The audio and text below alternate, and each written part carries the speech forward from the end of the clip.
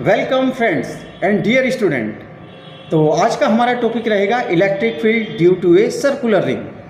तो यहाँ पर हम जानेंगे एक सर्कुलर रिंग के द्वारा किसी पॉइंट पर इलेक्ट्रिक फील्ड कैसे फाइंड आउट किया जाता है, और इसी के साथ साथ यहाँ पर कुछ बेसिक कॉन्सेप्ट क्लियर कराए जाएंगे, जिनको सीखने के बाद electric field, electric potential, Gauss theorem और मैग्नेटिक फील्ड इन सभी के डेरिवेशंस इजीली क्लियर हो जाएंगे। तो चलिए स्टार्ट करते हैं। Welcome student, welcome to the CBSE topper classes. Now we have to start electric field due to a circular ring or loop. तो यहाँ पर हमें एक सर्कुलर रिंग के कारण किसी एक पॉइंट पर इलेक्ट्रिक फील्ड फाइंड आउट करना होता है। तो ये हमारा एक सर्कुलर रिंग है जिसकी रेडियस r है और चार्ज q इस पर यूनिफॉर्मली डिस्ट्रीब्यूटेड होता है। तो इसी सर्कुलर रिंग का हमें किसी एक पॉइंट पर इलेक्ट्रिक फील्ड फाइंड आउट करना होता है। तो चलिए इसके लिए एक पॉइंट P कंसीडर कर लेते हैं जो कि सर्किल के सेंटर से x डिस्टेंस पर है। अब इसी पॉइंट P पर हमें कंप्लीट सर्कुलर रिंग का इलेक्ट्रिक फील्ड फाइंड आउट करना है। तो यहाँ पर हम कंप्लीट सर्कुलर रिंग का net electric field point P पर डायरेक्टली नहीं निकाल सकते। तो इसके लिए सबसे पहले हम सर्कुलर रिंग की एक स्मॉल सेगमेंट dl यहाँ पर कंसीडर कर लेते हैं जिसपे कि चार्ज dq होता है। क्योंकि हम जानते हैं पूरे सर्कुलर रिंग पर चार्ज q है, तो dl लेंथ पे हम dq चार्ज कंसीडर कर सकते हैं। अब इसी dq चार्ज का या कह सकते हैं dl लेंथ का इलेक्ट्रिक फील्ड हमें पॉइंट P पर फाइंड आउट करना होता है। इसी के बाद कंप्लीट सर्कुलर रिंग का net electric field point P पर फाइंड आउट किया जा सकता है। अब क्योंकि हमें चार्ज q का या कह सकते हैं लेंथ dl का इलेक्ट्रिक फील्ड पॉइंट P पर फाइंड आउट करना है, तो हमारी फील्ड लाइन की जो डायरेक्शन होगी चार्ज dq से पॉइंट P की ओर होगी। तो ये हमारी इलेक्ट्रिक फील्ड लाइन की डायरेक्शन है जो dq से P की ओर है। यहाँ पर हम देखते हैं इलेक्ट्रिक फील्ड लाइन की डायरेक्शन और सेंटर से पॉइंट P को ज्वाइन करने वाली लाइन दोनों पैरेलल नहीं है, ये एक दूसरे को थीटा एंगल पर इंटरसेक्ट करती हैं। Means electric field line distance की लाइन से थीटा एंगल पर होकर गुजरती है। इस केस में ये दो कंपोनेंट में डिवाइड हो जाती है। Number 1 vertical component D sine theta, number 2 horizontal component D cos theta. इन दोनों कंपोनेंट्स का कंबाइन इफेक्ट ही रिजल्टेंट इलेक्ट्रिक फील्ड डी देता है जो कि पॉइंट P का इलेक्ट्रिक फील्ड होता है।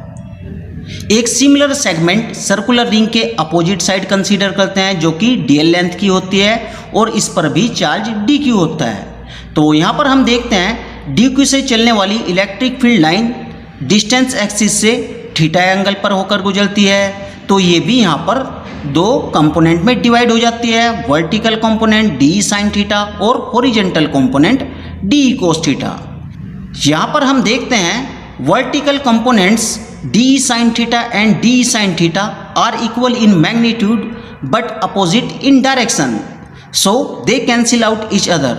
तो यहाँ पर vertical component d sin theta और d sin theta मैग्नीट्यूड में तो सेम होते हैं लेकिन डायरेक्शन में अपोजिट होते हैं, इसीलिए ये एक दूसरे को कैंसिल आउट कर देते हैं। So net electric field is given by de cos theta plus de cos theta equal to 2de cos theta. तो नेट इलेक्ट्रिक फील्ड यहाँ पर d cos theta plus d cos theta equal to 2de cos theta के द्वारा निकाला जा सकता है। तो अब यहाँ पर हम ये जान लेते हैं वर्टिकल कंपोनेंट और हॉरिजॉन्टल कंपोनेंट्स को कैसे फाइंड आउट किया जा सकता है। तो इसके लिए सबसे पहले हम यहाँ पर एक परपेंडिकुलर ड्रॉ करते हैं। तो ये हमारा परपेंडिकुलर हो जाता है और ये हमारा बेस और ये हो जाता है हमारा हाइपोटेन्यूज। तो हम जानते हैं sine theta equal to perpendicular upon hypotenuse, means sine theta equal to P upon H और P equal to H sine theta और H हमारा यहाँ पर है DE, तो P इक्वल टू आ जाता है हमारा DE साइन थीटा। क्योंकि परपेंडिकुलर डायरेक्शन में हमारा vertical component D sine theta है तो ये परपेंडिकुलर हमारा हो जाता है vertical component D sine theta. तो चलिए बेस निकालते हैं। क्योंकि हमारा बेस हॉरिजॉन्टल कंपोनेंट पर है तो बेस की वैल्यू हॉरिजॉन्टल कंपोनेंट देती है। यहाँ पर हम जानते हैं cos theta equal to B upon H और B equal to H cos theta, तो H फिर से हमारा यहाँ पर E है तो B equal to DE cos theta. तो ये हमारा बेस आ जाता है, means horizontal component DE cos theta यहाँ पर आ जाता है। सिमिलर प्रोसेस हम इस फील्ड के लिए अप्लाई करते हैं। तो इसके लिए यहाँ पर परपेंडिकुलर ड्रॉ करते हैं। तो ये हमारा परपेंडिकुलर होता है जो कि डी साइन थीटा देता है, और ये इसका बेस हो जाता है जो कि हॉरिजॉन्टल कंपोनेंट होता है डी कोस थीटा। तो यहाँ पर हम देखते हैं vertical components D sine theta एक दूसरे के अपोजिट डायरेक्शन में होते हैं, इसलिए ये एक दूसरे को कैंसिल आउट कर देते हैं। So net electric field is given by D plus D two D cos theta. तो चलिए एक बार फिर से देख लेते हैं इसको। तो देखिए ये हमारा एक चार्ज Q है। इस चार्ज का हमें किसी एक पॉइंट P पर इलेक्ट्रिक फील्ड फाइंड आउट करना होता है।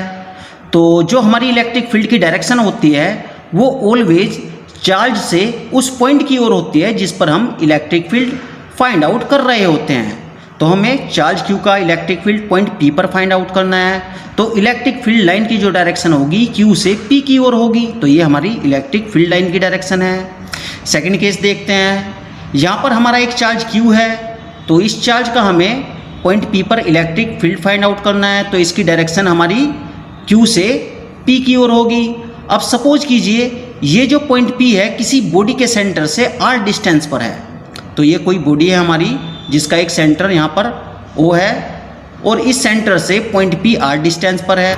तो यहाँ पर हम देखते हैं इलेक्ट्रिक फील्ड की जो डायरेक्शन होती है और जो डिस्टेंस की डायरेक्शन है सेंटर से, वो दोनों सेम है, पैरेलल हैं। तो इस केस में इलेक्ट्रिक फील्ड कोई कंपोनेंट नहीं बनाएगी।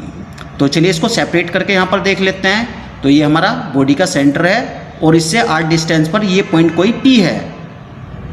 अब ये हमारा चार्ज है जिसका फील्ड हमें पॉइंट P पर निकालना है। तो इलेक्ट्रिक फील्ड लाइन की डायरेक्शन ये होगी। तो यहाँ पर हम देखते हैं ये डायरेक्शन और ये डायरेक्शन दोनों पैरेलल हैं। तो इस केस में कोई कंपोनेंट इलेक्ट्रिक फील्ड नहीं बनाएगी। तो चलिए दूसरा केस देखते हैं इसका। तो ये यहाँ पर वर्टिकल फॉर्म में है। ये हमारा कोई चार्ज Q है जिसका इलेक्ट्रिक फील्ड हमें पॉइंट P पर फाइंड आउट करना है। तो इलेक्ट्रिक फील्ड की डायरेक्शन Q से P की ओर होगी। तो अब यहाँ पर ये हमारा चार्ज Q है और ये पॉइंट P है। तो इलेक्ट्रिक फील्ड की डायरेक्शन यहाँ पे Q से P की ओर होगी। अब यहाँ पर हम मान लेते हैं कोई एक बॉडी है जिसका कि सेंटर O है और O से ये पॉइंट P r डिस्टेंस पर है। तो ये डिस्टेंस और इलेक्ट्रिक फील्ड की डिस्टेंस दोनों यहाँ पर पैरेलल हो जाती हैं। तो इस केस में इलेक्ट्रिक फील्ड कोई कंपोनेंट नहीं बनाएगी। तो चलिए इसको सेपरेट करके देखते हैं। ये हमारा चार्ज हो गया यहाँ पे और ये हमारा पॉइंट P है। तो इलेक्ट्रिक फील्ड की डायरेक्शन हमारी ये हो गई। अब ये हमारा कोई बॉडी है जिसका सेंटर O है और इससे r डिस्टेंस पे एक पॉइंट P है। तो ये इस केस में दोनों पैरेलल हैं। तो पैरेलल केस में इलेक्ट्रिक फील्ड कोई कंपोनेंट नहीं बनाती है। तो चलिए नेक्स्ट देखते हैं। इस केस में देखते हैं ये हमारा कोई पॉइंट P है जो कि किसी बॉडी के सेंटर से r डिस्टेंस पर है और ये हमारा चार्ज Q है। इस चार्ज का हमें इस पॉइंट पर फाइंड आउट करना है। तो हम देखते हैं यहाँ पर जो इलेक्ट्रिक फील्ड की डायरेक्शन होगी और ये हमारी जो डिस्टेंस की डायरेक्शन है ये पैरेलल नहीं है। हम कह सकते हैं इलेक्ट्रिक फील्ड की लाइन डिस्टेंस की लाइन से थीटा एंगल पर होकर गुजर रही है। तो इस केस में ये दो कंपोनेंट में डिवाइड हो जाती है, vertical component E sine theta और horizontal component E cos theta. क्योंकि इलेक्ट्रिक फील्ड हमारा E है तो इसका कंपोनेंट हमारा साइन थीटा का E हो जाएगा और कोस थीटा का भी E हो जाएगा। सिंपली हम कह सकते हैं जब कोई फील्ड लाइन ना तो x एक्सिस के पैरेलल चले और ना ही y एक्सिस के, उनके बीच से होकर निकल जाए, तब ये दो कंपोनेंट में डिवाइड हो जाती है, वर्टिकल कंपोनेंट साइन थीटा और हॉरिजॉन्टल कंपोनेंट कोस थीटा। तो चलिए यहाँ पर हम एक परपेंडिकुलर ड्रॉ कर लेते हैं कंपोनेंट निकालने के लिए। तो ये हमारा ये ट्रायंगल तैयार हो जाता है। तो हम जानते हैं साइन थीटा इक्वल टू होता है P अपॉन H। तो P हमारा हो गया AB और H है हमारा PB। तो AB equal to PB sine theta means P equal to H sine theta. तो H हमारा यहाँ पर क्या है, E है। तो ये हमारा आ जाता है E साइन थीटा। तो क्योंकि ये हमारा परपेंडिकुलर है और परपेंडिकुलर जो होता है हमारा वर्टिकल कंपोनेंट होता है, तो ये हमारा E साइन थीटा आ जाता है। अब देखिए ये हमारा बेस है और बेस है हमारा हॉरिजॉन्टल कंपोनेंट पर। तो बेस के लिए हम cos theta equal to B upon H। तो बेस हमारा PA है तो PA equal to PB cos theta. तो PB फिर से हमारा यहाँ पर E है तो PA equal to E cos theta. तो ये हमारा बेस आ जाता है और बेस हमारा होता है हॉरिजॉन्टल कंपोनेंट। तो इस टाइप से हम यहाँ पर कंपोनेंट फाइंड आउट कर सकते हैं। तो चलिए नेक्स्ट देखते हैं। तो नेक्स्ट है हमारा कूलम्ब्स लॉ का फार्मूला। हम जानते हैं दो चार्जेस के बीच लगने वाला फोर्स F दोनों चार्जेस के प्रोडक्ट के डायरेक्टली प्रोपोर्शनल टू और इनके बीच की डिस्टेंस के स्क्वायर के इनवर्सली प्रोपोर्शनल टू होता है। F equal to 1/4 pi epsilon naught Q1 Q2 upon R square, क्योंकि यहाँ पर हम सेम चार्जेस ले रहे हैं तो ये दोनों चार्जेस Q हो जाएंगे। हम जानते हैं F इक्वल टू QE होता है, तो यहाँ से एक चार्ज कैंसिल आउट हो जाता है, तो E equal to 1/4 pi epsilon not into Q upon R square. तो इस केस में हमारा ये फार्मूला बनता है, तो ये चार्ज Q का पॉइंट P पर इलेक्ट्रिक फील्ड फाइंड आउट करने का यहाँ पर फार्मूला रेडी हो जाता है। तो अगर हमें किसी चार्ज का R डिस्टेंस पर किसी पॉइंट P पर इलेक्ट्रिक फील्ड फाइंड आउट करना होता है, तो हमारा फार्मूला होता है E equal to 1/4 pi epsilon not into Q upon R square. तो यहाँ पर हमें ये ध्यान देना जरूरी है कि हमारा चार्ज कहाँ पर है और उसका फील्ड हम कहाँ पर निकाल रहे हैं, तो वही डिस्टेंस हमारी यहाँ पर इन्वर्सली स्क्वायर में आती है। तो चलिए नेक्स्ट देखते हैं। तो इस केस में हम dl लेंथ के चार्ज dq का फार्मूला बनाना सीखेंगे, जो कि होता है dq equal to q upon l into dl। तो चलिए देखते कैसे। तो ये हमारा एक कंडक्टर है जिसकी लेंथ l है और चार्ज q इस पर यूनिफॉर्मली डिस्ट्रीब्यूटेड होता है। तो यहाँ पर हम एक स्मॉल सेगमेंट dl कंसीडर करते हैं जिसका कि चार्ज dq होता है। तो इस केस में हमारा फार्मूला होता है dq equal to q upon l into dl। For example, अगर हमारे किसी कंडक्टर की टोटल लेंथ 100 यूनिट है और उस पर टोटल चार्ज 500 कूलम है, तो हम देख रहे हैं यहाँ पर 100 यूनिट पे चार्ज 500 है, तो 1 यूनिट पे चार्ज कितना होगा, 5 होगा।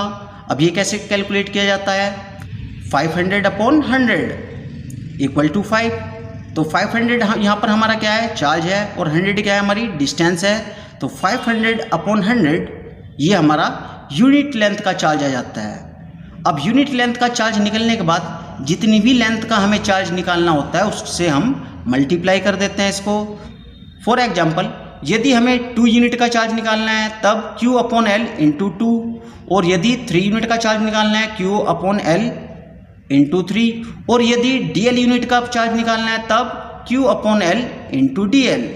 तो चलिए नेक्स्ट हम सर्कुलर रिंग का केस लेते हैं। तो ये हमारा एक सर्कुलर रिंग है जिसकी रेडियस r है और ये इसकी स्मॉल सेगमेंट dl है जिस पे की चार्ज dq है। तो dq equal to total charge upon total distance. तो सर्कुलर रिंग के केस में टोटल डिस्टेंस 2πr होती है इंटू dl। तो यहाँ पर एक एग्जाम्पल कंसिडर करते हैं। Let's see total length of the circle 100 unit है और टोटल चार्ज 500 कूलम। तो हम यहाँ पर देख रहे हैं 100 यूनिट पे 500 कूलम चार्ज है, तो 1 यूनिट पे कितना चार्ज होगा, 5 होगा। 500 अपॉन 100 5। तो चलिए charge on 1 unit, total charge upon total distance. तो यहाँ पर हमारा टोटल चार्ज 500 कूलम है और टोटल यूनिट हमारी डिस्टेंस है 100। 500 अपॉन 100 इक्वल टू 5 कूलम। तो 1 यूनिट का चार्ज हमारा यहाँ पर 5 कूलम आ गया है, मीन्स ये हमारी यूनिट लेंथ का चार्ज है। तो यूनिट लेंथ का फार्मूला हमारा हुआ Q अपॉन 2πr।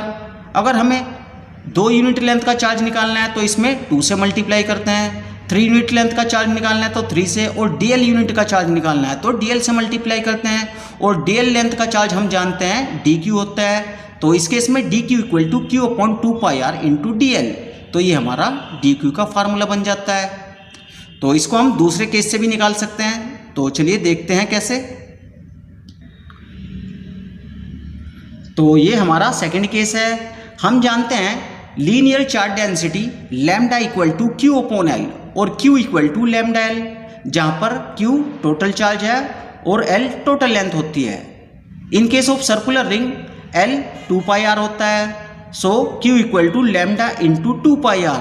तो यहाँ से हम लैम्डा फाइंड आउट कर सकते हैं, lambda equal to Q upon 2πr। अब यहाँ पर हम स्मॉल चार्ज dq का केस लेते हैं। तो हमारा स्मॉल चार्ज यहाँ पर dq है, तो स्मॉल लेंथ हमारी dl होगी। तो इस केस में यहाँ पर हम लैम्डा की वैल्यू पुट कर देते हैं यहाँ पर। तो ये dq equal to Q upon 2πr into dl। तो यहाँ पर हम लीनियर चार्ज डेंसिटी के अकॉर्डिंग भी dq का फार्मूला बना सकते हैं। तो चलिए नेक्स्ट चलते हैं। तो चलिए देखते हैं होल इंटीग्रल कैसे वर्क करता है। तो ये हमारा होल इंटीग्रल है। तो इसके लिए हम एक कंडक्टर कंसीडर करते हैं जिसकी टोटल लेंथ L है और इस पर एक स्मॉल सेगमेंट DL कंसीडर करते हैं। अब यदि इस स्मॉल सेगमेंट DL का होल इंटीग्रल किया जाए तब ये होल इंटीग्रल कंडक्टर की टोटल लेंथ को ही इंडिकेट करेगा। That is whole integral DL gives the total length of the conductor. Means conductor की स्मॉल सेगमेंट DL का होल इंटीग्रल भी कंडक्टर की टोटल लेंथ ही देगा। तो चलिए डबल लेंथ का केस देखते हैं।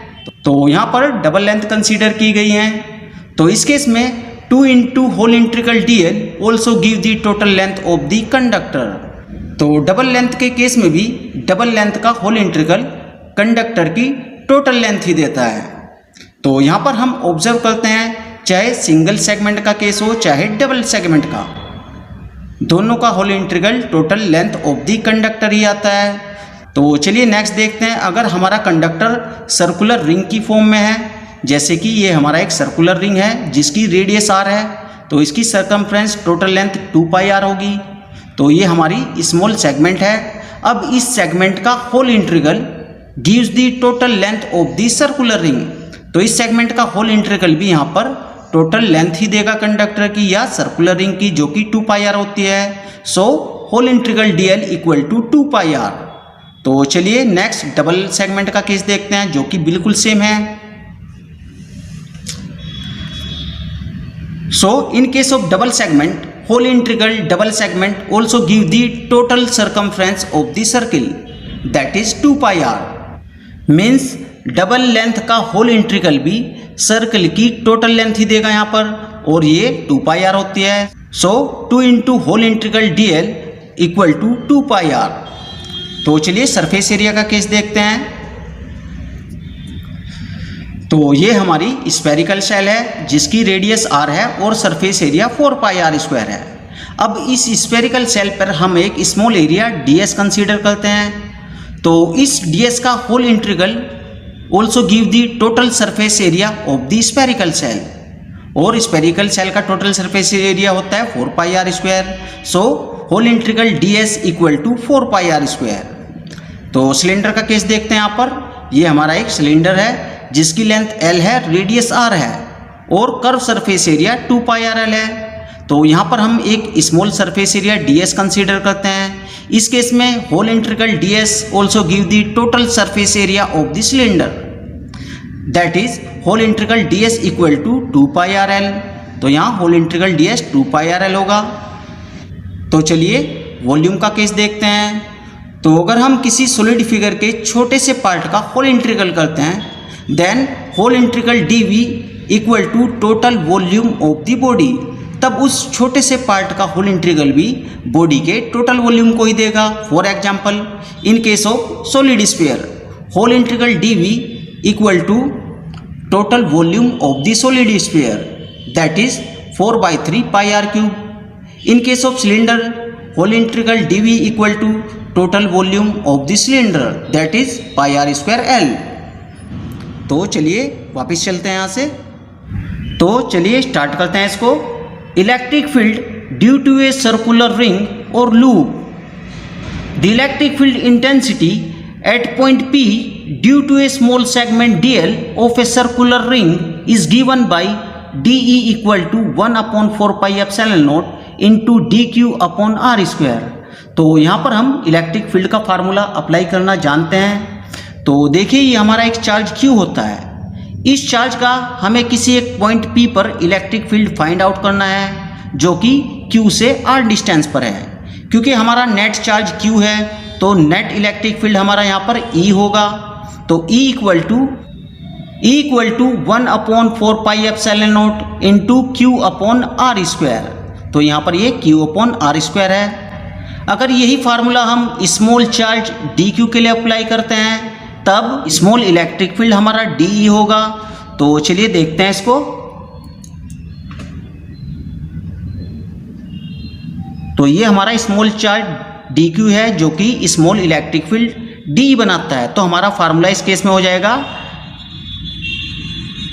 DE equal to 1/4πε0 into dq/r², जो कि बिल्कुल सेम है। तो चलिए देखते हैं इसको। ये हमारा स्मॉल चार्ज dq है जिसका स्मॉल इलेक्ट्रिक फील्ड हमें पॉइंट P पर फाइंड आउट करना है। तो इनके बीच की डिस्टेंस यहाँ पर r है। तो चलिए देखते हैं formula. Small electric field DE equal to 1/4 pi epsilon naught into dq upon r square, dq upon r square.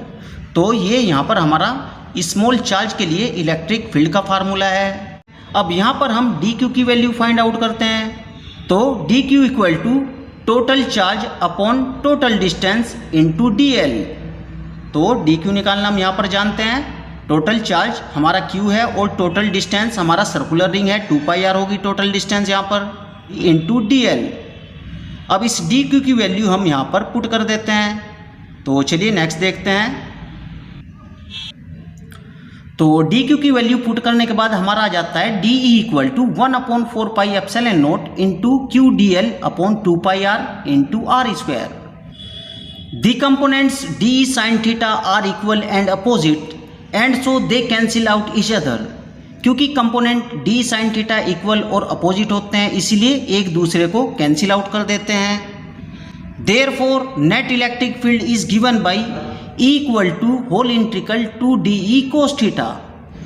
तो यहाँ पर हम DE की वैल्यू पुट कर देते हैं और कोस थीटा की।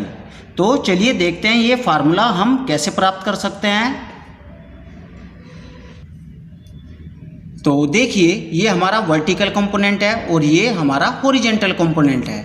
इन दोनों का कंबाइन इफेक्ट ही रिजल्टेंट इलेक्ट्रिक फील्ड DE देता है। तो हम लिख सकते हैं DE equal to DE sine theta plus DE cos theta.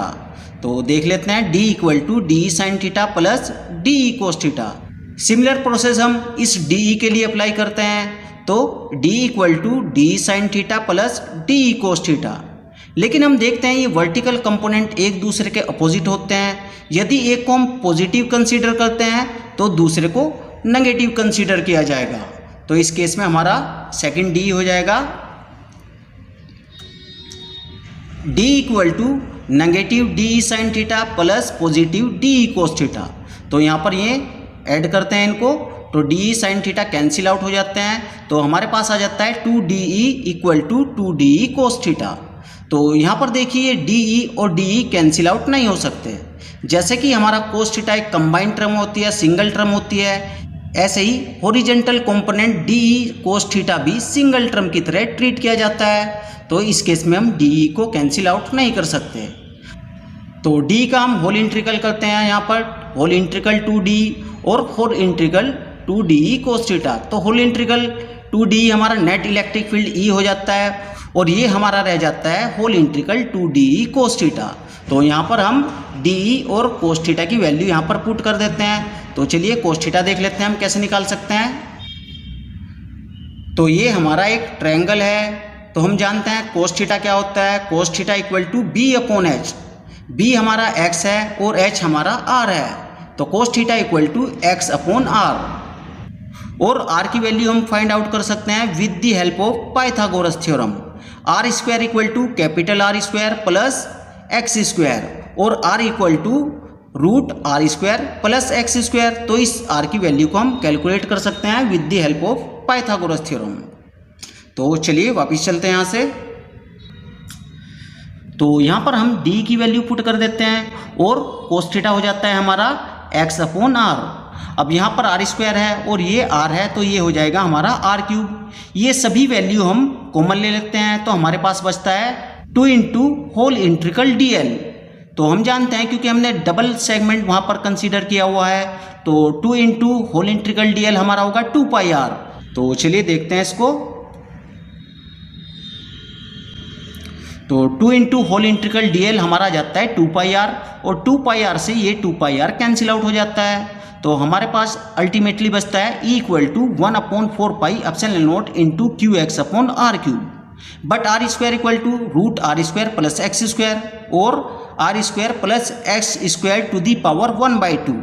अब इस R की वैल्यू हम यहाँ पर पुट करते हैं तो हमारा आ जाता है R square plus x square to the power 3/2। तो चलिए नेक्स्ट। तो हमारा नेट इलेक्ट्रिक फील्ड आ जाता है E equal to 1/4 pi epsilon not into Q x upon R square plus x square to the power 3/2। तो चलिए अब इसके स्पेशल केसेस लेते हैं यहाँ पर। Number 1, at the centre of the ring x equal to 0 and so electric field equal to 0। तो इस केस में अगर पॉइंट P को हम सर्कुलर रिंग के सेंटर पर मानते हैं तो x डिस्टेंस हमारी 0 हो जाती है, इसलिए इलेक्ट्रिक फील्ड भी 0 आता है। तो चलिए देखते हैं इसको। तो ये हमारा पॉइंट P है। अगर ये पॉइंट P हम सर्कुलर रिंग के सेंटर पर कंसीडर करते हैं तो x हमारा यहाँ पर 0 हो जाता है, और जब हमारा x 0 हो जाता है इसकी वैल्यू हम पुट कर देते हैं इलेक्ट्रिक फील्ड के फार्मूले में। तो x 0 है तो नेट इलेक्ट्रिक फील्ड हमारा 0 हो जाता है। तो चलिए सेकंड केस देखते हैं। If point P is quite far away from the ring that is x double greater than r। अगर पॉइंट P सर्कुलर रिंग से बहुत ज़्यादा डिस्टेंस पर है तो इस केस में रेडियस ऑफ द रिंग बहुत छोटी होगी, तो इसको हम नेगलेक्ट कर सकते हैं। तो रेडियस को जब हम नेगलेक्ट करते हैं तो हमारे पास होता है x square to the power 3/2। तो 2 से 2 यहाँ पर कैंसिल आउट हो जाएगा, तो यहाँ पर एक्स क्यूब बचता है, और एक एक्स से एक एक्स हम यहाँ पर एलिमिनेट कर सकते हैं। तो हमारा फाइनली आ जाता है E equal to 1/4πε0 into Q upon X square. तो ये हमारा इलेक्ट्रिक फील्ड का फार्मूला यहाँ पर आ गया है, E equal to 1/4πε0 into Q upon X square. तो डियर स्टूडेंट, ये वीडियो आपको कैसी लगी? अगर ये आपको पसंद आई तो वीडियो को लाइक करें, चैनल को सब्सक्राइब करें। Okay, thanks for watching this video. Best of luck, see you again.